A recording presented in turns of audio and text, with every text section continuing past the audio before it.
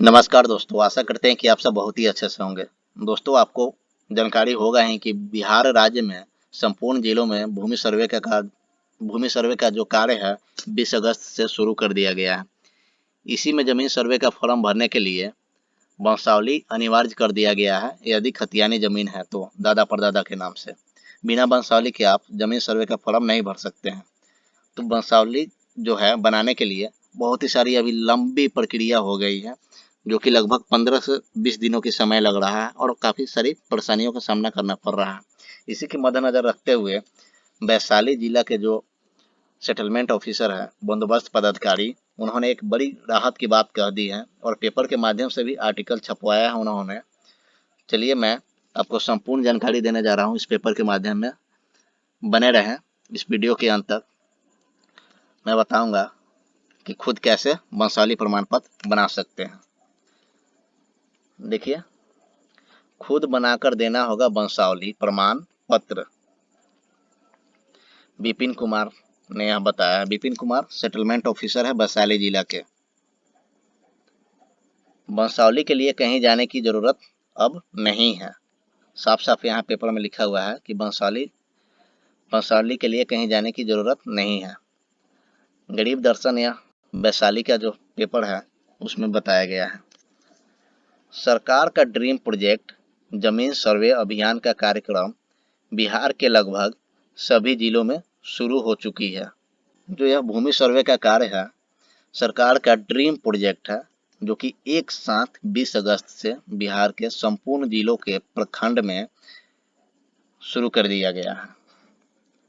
इसी क्रम में शनिवार को ग्राम सभा आम सभा के क्रम में जानकारी देते हुए जमीन सर्वे के काम में लगाए गए बंदोबस्त पदाधिकारी विपिन कुमार ने बताया कि स्वघोषणा पत्र के अलावे वंशावली खुद से बनाकर देना है। जैसे स्वघोषणा प्रमाण पत्र जो भरना है, स्वघोषणा जो भरना है भूमि का, सर्वे का फॉर्म जो भरना है भूमि का, वो तो खुद से ही भरना है। उसी के अनुसार आप खुद से वंशावली भी बनाकर दे सकते हैं। यह विपिन कुमार के द्वारा बताया जा रहा है, जो कि बंदोबस्त पदाधिकारी है वैशाली जिले के।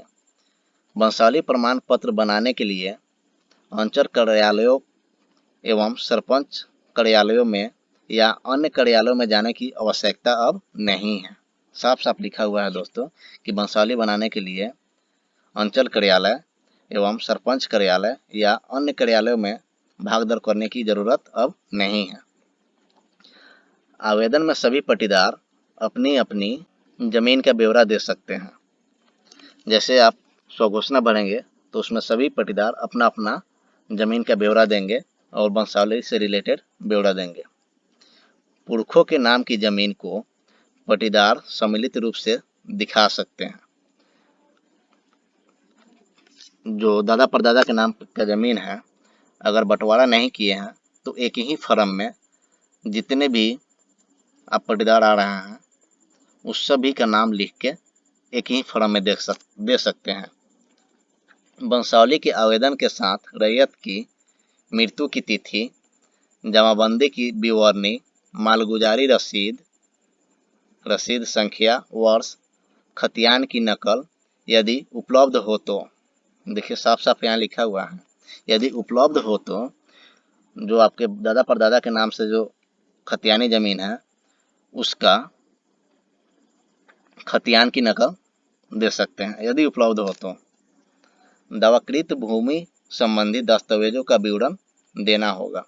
जिस भी भूमि पे आप दावा करेंगे उससे संबंधित संपूर्ण पेपर आपको देना पड़ेगा। दोस्तों, पहले नियम क्या था कि वंशावली प्रमाण पत्र बनाने के लिए आपको बहुत सारी भाग दौड़ की सामना करना पड़ता था। इसीलिए यह जो नियम है वैशाली जिले में लगाया गया है, ताकि रैयतों को आसान हो, कहीं भाग दौड़ करने की जरूरत नहीं पड़े। तो चलिए मैं आपको बताता हूँ कि खुद से वंशावली कैसे बनाया जाता है। तो आप एक सादा पेज पे वंशावली लिखेंगे। वंशावली के नीचे एरो का निशान देंगे। उसके बाद में राम कुमार जो परदादा होंगे तो यहाँ पे उस रैयत का नाम लिखना है जो आपके खतियान में नाम होगा। मान लीजिए दादा का हो सकता है, परदादा का नाम हो सकता है, उन्हीं का नाम यहाँ लिखना है।